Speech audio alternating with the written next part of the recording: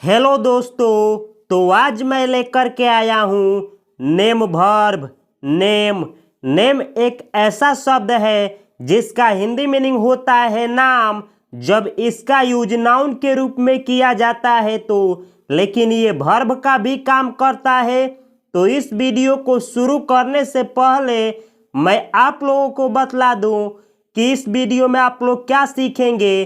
तो इस वीडियो में आप लोग सीखेंगे कि नेम वर्ब का हिंदी मीनिंग क्या होता है, और आप लोग सीखेंगे कि इस वर्ब का पांचों फॉर्म कौन कौन सा होता है, और आप लोग सीखेंगे कि नेम वर्ब से 15 वर्ड मीनिंग कौन कौन सा मिल करके बना है, और आप लोग सीखेंगे कि नेम वर्ब का और इनके पांचों फॉर्मों का और इनसे जो 15 मिल करके वर्ड मीनिंग बने हैं उनका आप लोग किस तरीके से सेंटेंस में यूज करेंगे। और हम लोग सीखेंगे कि नेम वर्ब का और इनसे जो मिल करके बने हैं वर्ड मीनिंग उनका किस तरीके से उच्चारण किया जाता है। तो चलिए हम लोग शुरू करते हैं आज की क्लास का। और आज का वर्ड है नेम। नेम इसको नेम पढ़ा जाता है। ये वर्ब और नाउन दोनों का काम करता है। तो जब इस शब्द का यूज वर्ब के रूप में होता है तो इसका हिंदी मीनिंग होता है नामकरण करना, यानी किसी व्यक्ति या किसी जानवर या किसी कंपनी का नामकरण करना, या नाम रखना, या नाम देना, या नाम लेकर पुकारना, यानी किसी व्यक्ति या किसी चीज को नाम लेकर पुकारना, या नियुक्त करना, यानी किसी व्यक्ति को नाम लेकर नियुक्त करना, या कहना, यानी किसी चीज या किसी व्यक्ति को नाम लेकर कहना, या कहकर पुकारना, या उल्लेख करना। यानी नेम वर्ब का इन सारे अर्थों में यूज किया जाता है। किस तरीके से किया जाता है हम लोग इसी वीडियो में आगे सीखेंगे सेंटेंस के माध्यम से। उससे पहले हम लोग सीखते हैं कि नेम वर्ब का पांचों फॉर्म कौन कौन सा होता है। तो नेम वर्ब का V1 होता है नेम, V2 होता है नेम्ड, V3 होता है नेम्ड, V4 होता है नेमिंग, और V5 होता है names. Name, named, named, naming, names. तो ये होता है नेम वर्ब का पांचों फॉर्म। जानकारी के लिए मैं बतला दूं कि नेम वर्ब के V1 और V5 का यूज नाउन के रूप में किया जाता है। तो V1 सिंगुलर नाउन का काम करता है और V5 प्लूरल नाउन का काम करता है।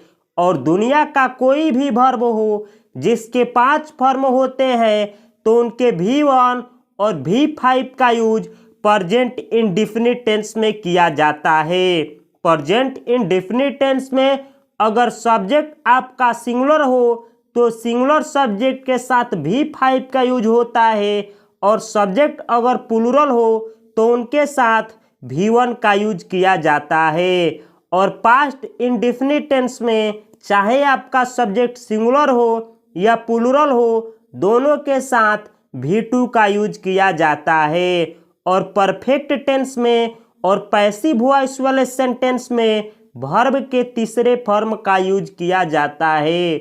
और कंटिन्यूअस टेंस में और जिरंड के रूप में वर्ब के फोर्थ फॉर्म का यूज किया जाता है। और एक बात मैं बतला दूं कि 12 जो मॉडल्स होते हैं वो मॉडल उनको बोला जाता है जिनका पांचों फॉर्म नहीं होता है।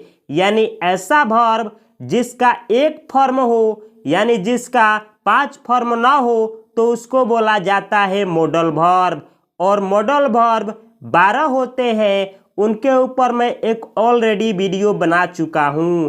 तो चलिए अब हम लोग आगे बढ़ते हैं और हम लोग सीखते हैं कि नेम वर्ब से 15 वर्ड मीनिंग कौन कौन सा मिलकर के बना है। नेम वर्ब से मिलकर के बनने वाला पहला वर्ड मीनिंग है नेम। नेम ये नेम वर्ब का V1 है। जब इसका यूज नाउन के रूप में किया जाता है तो यह शब्द सिंगुलर नाउन का काम करता है, जिसे मैं एसएन लिखा हूँ। एसएन यानी सिंगुलर नाउन, और इसका प्लूरल फॉर्म होता है नेम्स, जिसे मैं पीएन यानी प्लूरल नाउन लिखा हूँ। तो इन दोनों वर्डों का यूज जब नाउन के रूप में किया जाता है तो इसका हिंदी मीनिंग होता है नाम या उपनाम या शीर्षक। यानी इन तीनों अर्थों में इन दोनों शब्दों का यूज नाउन के रूप में किया जाता है। एक नाम को या एक उपनाम को या एक शीर्षक को आप बोलेंगे नेम, और एक से अधिक नाम हो या उपनाम हो या शीर्षक हो तो उसके लिए आप नेम्स वर्ड का यूज करेंगे। अगला वर्ड मीनिंग है नेमसेक। नेमसेक नेमसेक ये सिंगुलर नाउन है। इसका प्लूरल फॉर्म होता है नेमसेक्स। नेमसेक और नेमसेक्स इन दोनों वर्डों का हिंदी मीनिंग होता है हम नाम या एक ही नाम का आदमी या एक नाम। यानी जब एक ही नाम का आदमी यानी दो व्यक्ति हो और दोनों व्यक्तियों का नाम एक ही हो तो उन व्यक्ति को बोला जाता है हम नाम, और ऐसे व्यक्ति के लिए इंग्लिश में शब्द है नेमसेक। नेमसेक। और ऐसे व्यक्तियों की संख्या 2 से अधिक हो तो आप बोलेंगे नेमसेक्स। नेमसेक्स। अगला वर्ड मीनिंग है जो कि नेम वर्ब से मिलकर के बना है नेम्ड। नेम्ड ये नेम वर्ब का V3 है। इस शब्द का यूज जब एडजेक्टिव के रूप में किया जाता है तो उसका हिंदी मीनिंग होता है नामित या नामांकित। नेम्ड यानी नामित या नामांकित। अगला वर्ड मीनिंग है जो कि नेम वर्ब से मिलकर के बना है नेमली। नेमली। नेमली ये एडवर्ब है जिसे मैं एडी भी लिखा हूँ। एडी भी यानी एडवर्ब, जिसका हिंदी मीनिंग होता है नामतः या यथा या अर्थात या यानी इन चारों अर्थों में नेमली वर्ड का यूज एडवर्ब के रूप में किया जाता है। एक चीज मैं बतला दूं कि ऐसा शब्द जिसके लास्ट में लगा हो ly ली तो वह शब्द एडवर्ब का काम करता है, जैसे नेमली।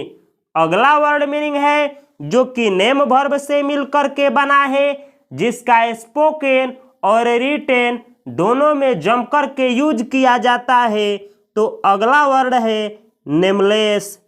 नेमलेस ऐसा शब्द जिसके लास्ट में लगा हो लेस LESS तो वह शब्द एडजेक्टिव का काम करता है, जैसे फेसलेस, होमलेस, मास्टरलेस, नेमलेस। तो नेमलेस एडजेक्टिव है जिसका हिंदी मीनिंग होता है बेनाम या गुमनाम या अज्ञात। यानी कोई वस्तु या व्यक्ति या गांव या कोई चीज हो जिसका कोई नाम ना हो यानी बिना नाम का हो तो उसको इंग्लिश में बोला जाता है नेमलेस। नेमलेस। या उसी को आप बोलेंगे अननेम्ड। अननेम्ड। अननेम्ड ये एडजेक्टिव शब्द है। अननेम्ड वर्ड का भी हिंदी मीनिंग होता है बेनाम या गुमनाम या अज्ञात। यानी ऐसा चीज या व्यक्ति या वस्तु जिसका कोई नाम ना हो तो उसके लिए आप दो वर्ड मीनिंग को यूज कर सकते हैं नेमलेस या अननेम्ड। ये दोनों शब्द एडजेक्टिव है जिसे मैं एडीजे लिखा हूं। अगला वर्ड मीनिंग है नेमिंग। नेमिंग ये नेम वर्ब का V4 है। जब इस वर्ड का यूज जीरोंड यानी नाउन के रूप में किया जाता है तो ये सिंगुलर नाउन का काम करता है और इसका प्लूरल फॉर्म होता है नेमिंग्स। नेमिंग और नेमिंग्स इन दोनों वर्डों का हिंदी मीनिंग होता है नामकरण। नामकरण। नेमिंग और नेमिंग्स यानी नामकरण। एक नामकरण के लिए आप नेमिंग वर्ड का यूज करेंगे और एक से अधिक नामकरण की जब बात की जाएगी तो आप नेमिंग्स वर्ड का यूज करेंगे। अगला वर्ड मीनिंग है नेमर। नेमर नेमर ये सिंगुलर नाउन है जिसे मैं एसन लिखा हूँ। एसन यानी सिंगुलर नाउन, इसका प्लूरल फॉर्म होता है नेमर्स। यानी इस शब्द का यूज आप एक व्यक्ति के लिए करेंगे और इस प्लूरल वाले के लिए आप एक से अधिक के लिए इस वर्ड का यूज होगा। तो नेमर और नेमर्स इन दोनों वर्डों का हिंदी मीनिंग होता है नाम रखने वाला या नाम रखने वाली। यानी कोई मेल हो या कोई फीमेल हो जो किसी चीज का नाम रखे तो उसको आप इंग्लिश में बोलेंगे नेमर। और ऐसे व्यक्तियों की संख्या एक से अधिक हो तो आप उनके लिए प्रयोग करेंगे नेमर वर्ड्स का। Neymar's Neymar's. अगला वर्ड मीनिंग है नेमेबल। नेमेबल ऐसा वर्ड जिसके लास्ट में लगा हो एबल तो वह शब्द एडजेक्टिव के काम करते हैं, जैसे प्रैक्टिकेबल, थिंकेबल, नेमेबल। तो यह एडजेक्टिव है जिसका हिंदी मीनिंग होता है नामकरण योग्य। नामकरण योग्य यानी ऐसा कोई चीज या वस्तु या जानवर या लिविंग थिंग्स जिसका नामकरण किया जा सके, जो नामकरण करने के लायक हो, तो उसको आप इंग्लिश में बोलेंगे नेमेबल। नेमेबल। इस शब्द का अपोजिट अर्थ देने वाला शब्द होता है अननेमेबल। अननेमेबल। अननेमेबल भी एडजेक्टिव है जिसका हिंदी मीनिंग होता है अनामकरण योग्य। यानी कोई ऐसा लिविंग या नॉन लिविंग थिंग्स जो नामकरण करने के न योग्य हो, यानी जिसका नामकरण न किया जा सके, उसके लिए आप यूज करेंगे अननेमेबल वर्ड का। अगला वर्ड मीनिंग है जो कि नेम वर्ब से मिलकर के बना है नेमवर्दी। नेमवर्दी। नेमवर्दी ये एडजेक्टिव है। इस शब्द का हिंदी मीनिंग होता है उल्लेखनीय या नाम योग्य। उल्लेखनीय या नाम योग्य। यानी जिस तरीके से नेमेबल वर्ड का यूज होता है उसी तरीके से सेंटेंस में नेमवर्दी वर्ड का यूज एडजेक्टिव के रूप में किया जाता है। तो ये वीडियो अभी तक आप लोगों को कुछ सीखने को मिला है तो कमेंट बॉक्स में प्लीज यस कमेंट करें और वीडियो को लाइक करें और मेरे दोस्तों इस चैनल को सब्सक्राइब करें और मेरे इस परिवार का एक सदस्य बने। तो अब हम लोग आगे बढ़ते हैं और हम लोग सीखते हैं कि नेम वर्ब का और उनके पांचों फॉर्मों का और इनसे जो मिल करके 15 वर्ड मीनिंग बने हैं उनका आप लोग किस तरीके से सेंटेंस में यूज करेंगे। अब हम लोग सीखेंगे कि इंपरेटिव सेंटेंस में V1 के रूप में आप लोग किस तरीके से नेम वर्ब का वर्ड यानी नेम वर्ब का यूज करेंगे। तो अगर आप लोगों को इंपरेटिव सेंटेंस नहीं आता है तो घबराने की कोई बात नहीं। इस वीडियो को पूरा सीखने के बाद आप लोग मेरे चैनल के प्लेलिस्ट से जा करके इंपरेटिव सेंटेंस वाले वीडियो को देख सकते हैं। तो इंपरेटिव सेंटेंस क्या होता है, चलिए अब हम लोग सीखते हैं। जैसे अगर आप लोगों को किसी से कहना हो नामकरण करे या नाम रखे तो आप इन दोनों सेंटेंस के लिए इंग्लिश में केवल एक सेंटेंस बोलेंगे नेम। नेम। नेम यानी नामकरण करे या नाम रखे। तो आप लोग देख सकते हैं कि एक वर्ब का यूज सेंटेंस के रूप में किया जा सकता है। दुनिया में एकमात्र शब्द वर्ब ही होता है जिसका यूज सेंटेंस के रूप में किया जाता है। तो बहुत लोग हमसे ये पूछते हैं कि मैं इंग्लिश कहाँ से शुरू करूँ। तो उन भाइयों को मेरा एडवाइस है कि आप लोग वर्ब से इंग्लिश को सीखना शुरू करें। और इस चैनल पे मैं 150 से अधिक वर्ब के वीडियो डाल चुका हूँ और उस पर सिखाया हूँ कि उनसे कौन कौन सा वर्ड मीनिंग बना है और उन वर्डों का किस तरीके से सेंटेंस में यूज किया जाता है। तो आप लोग इस चैनल को सब्सक्राइब कर सकते हैं। अगला सेंटेंस है इसी तरीके से अगर आप लोगों को किसी को मना करना हो और कहना हो नामकरण न करे या फिर कहना हो नाम न रखे तो आप लोग इन दोनों सेंटेंस के लिए इंग्लिश में बोलेंगे don't name, don't name. Don't यानी न, नेम यानी नामकरण करे, तो इस सेंटेंस का हिंदी मीनिंग हुआ न नामकरण करे या न नाम रखे, यानी नामकरण न करे या नाम न रखे। अगला सेंटेंस है इसी तरीके से अगर मुझको आप लोगों से रिक्वेस्ट करते हुए कहना हो कृपया नामकरण करे या कृपया नाम रखे, तो मैं इन दोनों सेंटेंस के लिए इंग्लिश में एक सेंटेंस बोलूँगा please name, please name. Please यानी कृपया, नेम यानी नामकरण करे या नाम रखे, तो इस सेंटेंस का हिंदी मीनिंग हुआ कृपया नामकरण करे या कृपया नाम रखे। अगला सेंटेंस है इसी तरीके से अगर आप लोगों को किसी को रिक्वेस्ट करते हुए मना करना हो और कहना हो कृपया नामकरण न करे या कृपया नाम न रखे, तो आप लोग इन दोनों सेंटेंस के लिए इंग्लिश में एक सेंटेंस बोलेंगे please don't name, please don't name. Please यानी कृपया, डोंट नेम यानी नामकरण न करे या नाम न रखे, तो इस सेंटेंस का हिंदी मीनिंग हुआ कृपया नामकरण न करे, यानी कृपया नाम न रखे। अगला सेंटेंस है इसी तरीके से अगर मुझको आप लोगों से कहना हो एक प्रसिद्ध गायक का नाम रखे, तो मैं इंग्लिश में आप लोगों से बोलूँगा name a famous singer, name a famous singer. Name यानी नाम रखे, अ फेमस यानी एक प्रसिद्ध, सिंगर यानी गायक का, तो इस सेंटेंस का हिंदी मीनिंग हुआ एक प्रसिद्ध गायक का नाम रखे। तो आप लोग देख सकते हैं कि इस सेंटेंस में और इसमें भी नेम वर्ब का और इसमें भी नेम वर्ब का और इसमें भी नेम वर्ब का और इस वाले सेंटेंस में भी नेम वर्ब का V1 का यूज किया गया है। और इन सभी सेंटेंसों में आप लोग यहाँ पे देख सकते हैं और इन दोनों सेंटेंस में मैं प्लीज वर्ड का यूज किया हूँ। तो प्लीज भी एक ऐसा शब्द है जिसका नाउन और वर्ब के रूप में यूज किया जाता है।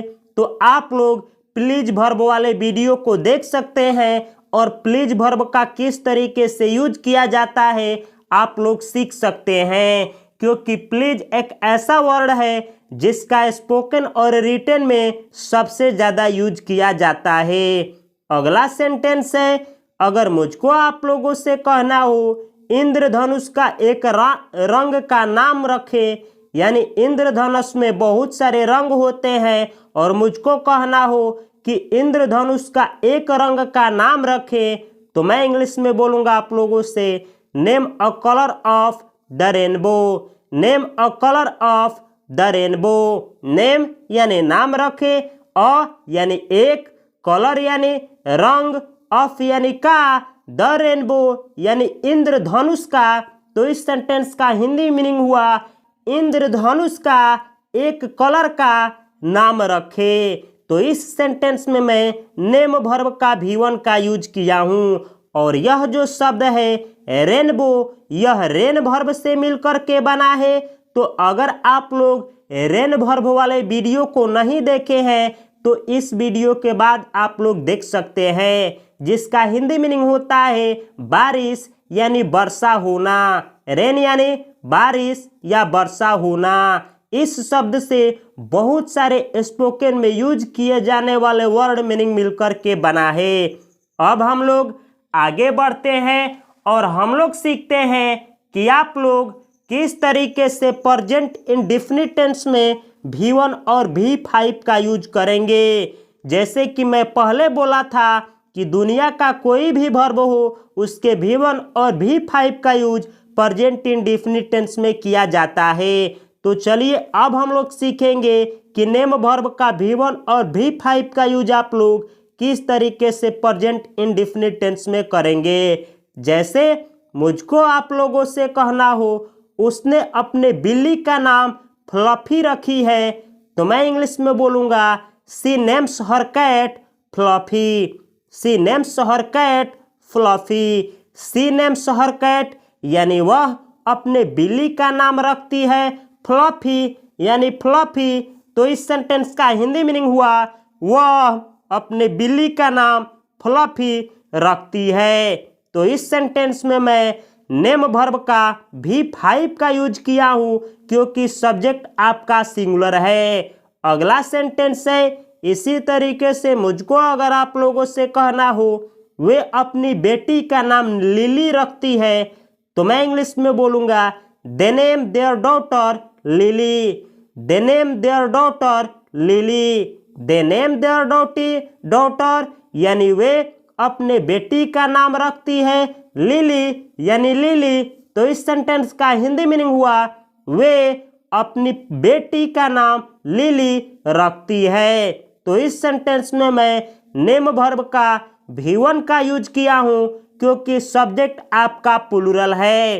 तो अगर आप लोगों को सब्जेक्ट पहचानने नहीं आता है कि कौन सा सब्जेक्ट सिंगुलर है और कौन सा सब्जेक्ट प्लूरल होता है तो उसके ऊपर मैं एक ऑलरेडी वीडियो बना चुका हूं जो कि आप लोग मेरे चैनल के प्लेलिस्ट से जा कर के देख सकते हैं। अगला सेंटेंस है इसी तरीके से अगर मुझको आप लोगों से कहना हो राम ने अपनी पहली कार का नाम ब्लू थंडर रखा था तो मैं इंग्लिश में आप लोगों से बोलूंगा Ram named his first car blue thunder. Ram named his first car blue thunder. Ram named यानी राम ने नाम रखा था हिज फर्स्ट कार यानी अपने पहली कार का ब्लू थंडर यानी ब्लू थंडर। तो इस सेंटेंस का हिंदी मीनिंग हुआ राम ने अपनी पहली कार का नाम ब्लू थंडर रखा था। तो इस सेंटेंस में मैं नेम वर्ब का V2 का यूज किया हूं क्योंकि यह जो सेंटेंस है पास्ट इंडेफिनिट टेंस का सेंटेंस है। अगला सेंटेंस है इसी तरीके से मुझको अगर आप लोगों से कहना हो बच्चे का नामकरण एक प्रसन्न अवसर होता है तो मैं इंग्लिश में बोलूंगा the naming of the baby is a joyful occasion. The naming of the baby is a joyful occasion. Naming यानी नामकरण, ऑफ यानी का, द बेबी यानी बच्चे का, इज यानी होता है, अ यानी एक, जॉयफुल यानी प्रसन्न, ओकेजन यानी अवसर। तो इस सेंटेंस का हिंदी मीनिंग हुआ कि बच्चे का नामकरण एक प्रसन्न अवसर होता है। तो इस सेंटेंस में मैं नेमिंग वर्ड का यूज नाउन के रूप में किया हूं। अगर आप लोगों को इज वर्ब का मीनिंग कहाँ पे होता है लिखा जाता है या कहाँ पे होता है निकाला जाता है और कहाँ पे है का मीनिंग देता है नहीं आता है तो आप लोग प्लीज बी वर्ब वाले वीडियो को देखें क्योंकि बी वर्ब का ही फॉर्म होता है is, are, am, was, were, be, been, being, जिसका स्पोकन और रिटेन में सबसे ज्यादा यूज किया जाने वाला वर्ब होता है बी, जिसका इस वीडियो के डिस्क्रिप्शन बॉक्स में लिंक दिया गया है। आप लोग इस वीडियो के बाद बी वर्ब वाले वीडियो को देख सकते हैं या फिर मेरे चैनल के प्लेलिस्ट से जा करके इस वीडियो को वॉच कर सकते हैं। अगला सेंटेंस है जैसे मुझको आप लोगों से कहना हो आपका नाम क्या है तो मैं इंग्लिश में बोलूंगा what's your name. What's your name. What's ये व्हाट इज का कंस्ट्रक्शन है व्हाट्स, जिसका हिंदी मीनिंग होता है क्या है। योर नेम यानी आपका नाम। तो इस सेंटेंस का हिंदी मीनिंग हुआ कि क्या है आपका नाम यानी आपका नाम क्या है। तो ये सेंटेंस प्रेजेंट इंडेफिनिट का सिंपल सेंटेंस है जिसमें मैं इंट्रोगेटिव सेंटेंस है। अगर आप लोगों को सिंपल सेंटेंस नहीं आता है तो आप लोग मेरे चैनल के प्लेलिस्ट से अवश्य देखें क्योंकि टेंस अलग होता है और सिंपल सेंटेंस अलग होता है। तो इस सेंटेंस में मैं नेम वर्ड का यूज नाउन के रूप में किया हूं। अब हम लोग सीखेंगे all in one. All in one. All in one यानी अब हम लोग सीखेंगे कि जो भी वर्ड मीनिंग नेम वर्ब से मिलकर के बना है उन सभी वर्डों को आप लोग किस तरीके से सेंटेंस में यूज करेंगे। जैसे अगर मुझको आप लोगों से कहना हो आपकी माँ का नाम क्या है तो मैं इंग्लिश में बोलूंगा what's your mother's name, what's your mother's name. What's यानी यह व्हाट इज का कंस्ट्रक्शन है, व्हाट्स, जिसका हिंदी मीनिंग होता है क्या है, योर मदर्स यानी आपकी माँ का, ये जो एफस्टॉप होता है इसका हिंदी मीनिंग होता है का, तो आपकी माँ का, ना नेम यानी नाम, तो इस सेंटेंस का हिंदी मीनिंग होता है क्या है, आपकी माँ का नाम, यानी आपकी माँ का नाम क्या है। तो इस सेंटेंस में मैं नेम शब्द का यूज नाउन के रूप में किया हूँ। अगर आप लोगों को एफस्टॉफ का यूज किस तरीके से किया जाता है नहीं आता है तो मैं इसके ऊपर एक ऑलरेडी वीडियो बना चुका हूँ। अगला सेंटेंस है, इसी तरीके से मुझको अगर आप लोगों से कहना हो मेरी माँ बिना नाम का है, यानी मेरी माँ बेनाम का है, यानी जो मेरी माँ है उनका कोई नाम नहीं है, तो मैं इंग्लिश में बोलूँगा माई मदर इज नेमलेस या unnamed. My mother is nameless या अननेम्ड। माई मदर यानी मेरी माँ, इज यानी है, नेमलेस या अननेम्ड यानी बिना नाम का, तो इस सेंटेंस का हिंदी मीनिंग हुआ मेरी माँ बिना नाम का है। तो इस सेंटेंस में आप लोग देख सकते हैं कि एडजेक्टिव के रूप में मैं नेमलेस और अननेम्ड वर्ड का यूज किया हूँ जो कि नेम वर्ब से मिलकर के बने हैं। अगर आप लोगों को adjective, noun, pronoun, preposition, adverb पहचानने और सेंटेंस में यूज करने नहीं आता है तो आप लोग मेरे चैनल के प्लेलिस्ट से जा करके इन सभी एडजेक्टिव एडवर्ब वाले वीडियो को एक एक करके देख सकते हैं।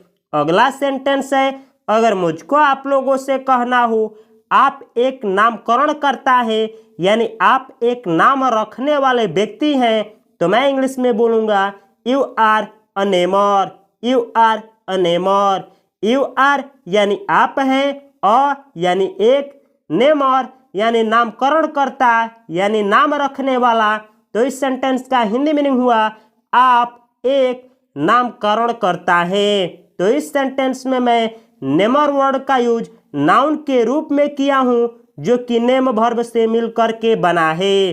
अगला सेंटेंस है, अगर मुझको आप लोगों से कहना हो आप दोनों एक नाम हो या आप दोनों हम नाम हो, यानी आप लोगों की संख्या 2 है और दोनों आदमियों की नाम सेम है और मुझको इंग्लिश में इसी बात को एक्सप्रेस करना हो, तो मैं इंग्लिश में बोलूँगा both ऑफ यू, यानी आप दोनों are namesakes. both of you are namesakes. both of you यानी आप दोनों, आर यानी हो, नेमसेक्स यानी हम नाम या एक नाम, तो इस सेंटेंस का हिंदी मीनिंग हुआ आप दोनों हम नाम हो या आप दोनों एक नाम हो। तो इस सेंटेंस में मैं नेमसेक्स वर्ड का यूज नाउन के रूप में किया हूँ जो कि नेम वर्ब से मिलकर के बना है। अगला सेंटेंस है, अगर मुझको आप लोगों से कहना हो समस्या नामकरणीय है लेकिन चुनौतीपूर्ण है, तो मैं इंग्लिश में बोलूँगा the problem is nameable but challenging. The problem is nameable but challenging. The problem यानी समस्या, इज यानी है, नेमेबल यानी नामकरणीय, बट यानी लेकिन, चैलेंजिंग यानी चुनौतीपूर्ण, तो इस सेंटेंस का हिंदी मीनिंग हुआ समस्या नामकरणीय है लेकिन चुनौतीपूर्ण है। यानी आप इस सेंटेंस में बट के बाद इज वर्ड का यूज कर सकते हैं और इस सेंटेंस में मैं नेमेबल एडजेक्टिव का यूज किया हूँ जो कि नेम वर्ब से मिलकर के बना है। अगला सेंटेंस है, अगर मुझको आप लोगों से कहना हो वह अपनी बच्चे का नाम रख रही है, यानी कोई फीमेल है जो अपने बच्चे की नाम रख रही है, तो आप लोग इंग्लिश में बोलेंगे she is naming her child. She is naming her child. She is naming यानी वह नाम रख रही है, हर चाइल्ड यानी अपने बच्चे का, तो इस सेंटेंस का हिंदी मीनिंग हुआ वह अपने बच्चे का नाम रख रही है। तो यह जो सेंटेंस है प्रेजेंट कंटिन्यूअस टेंस का सेंटेंस है जिसमें मैं नेम वर्ब का बिफोर का यूज किया हूँ। अगर आप लोगों को is, are, was, were be been और हैव, हैज, हैड, हैविंग और हैड का प्रयोग नहीं आता है। Do, does, did, done, doing का प्रयोग नहीं आता है। तो आप लोग इस तीनों वीडियो को मेरे इस चैनल के प्लेलिस्ट से जा करके या फिर इस वीडियो के डिस्क्रिप्शन बॉक्स में इन तीनों वीडियो का लिंक दिया गया है, आप लोग इस वीडियो को देख सकते हैं। यकीन मानिए, अगर कोई व्यक्ति इन तीनों वर्बों के बारे में अच्छा से सीख जाता है तो वह पूरे इंग्लिश का 75% इंग्लिश सीख जाता है। यानी जो 100% इंग्लिश है उसमें केवल 75% जो इंग्लिश है इन 3 वर्बों के ऊपर बना है। तो आप लोग इन तीनों वीडियो को देखना न भूले। इस वीडियो के डिस्क्रिप्शन बॉक्स में तीनों वर्बों का लिंक दिया गया है और यूज भी मैं बतलाया हूँ और इन तीनों वर्बों का सभी फॉर्मों का जिक्र किया गया है। अगला सेंटेंस है, अगर मुझको आप लोगों से कहना हो राम अपने कुत्ते का नाम टॉमी रखा है, तो मैं इंग्लिश में बोलूँगा Ram has named his dog Tommy. Ram has named his dog Tommy. Ram has named यानी राम ने नाम रखा है, हिज डॉग यानी अपने कुत्ते का, टॉमी यानी टॉमी। तो इस सेंटेंस का हिंदी मीनिंग हुआ राम अपने डॉग का नाम यानी अपने कुत्ते का नाम टॉमी रखा है।